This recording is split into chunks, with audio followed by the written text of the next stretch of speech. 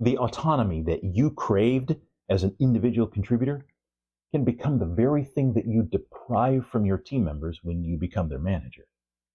You wanted autonomy because you believed that you were skilled enough to make good choices. Now you have the authority to impose those choices on others.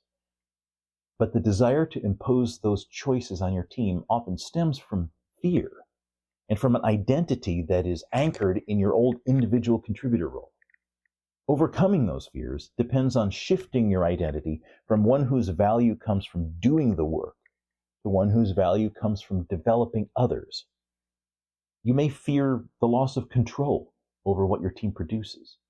Treat that fear as a signal to develop clarity in your communication regarding expected outputs and the constraints that govern your product. You may fear a loss of quality in what your team produces. Treat that fear as a signal to invest in the skills of coaching to co-create a plan together with them. In that plan, include clarity around a rhythm of lightweight check-ins where you can coach your team members by way of clarifying questions.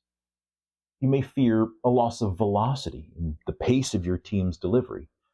Treat that fear as a signal to consider the long-term impediment that you will become when you remain too much of a bottleneck or gatekeeper.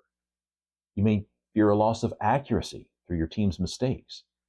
Treat that fear as a signal to strengthen the resilience of both your manual and automated processes to let the team protect itself from fragility. You may fear a loss of your reputation when your team does things differently than you would.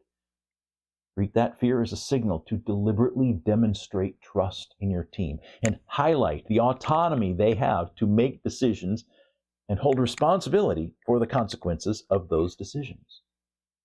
For engineering managers, granting autonomy by delegating decisions can sometimes be more of a challenge than delegating tasks.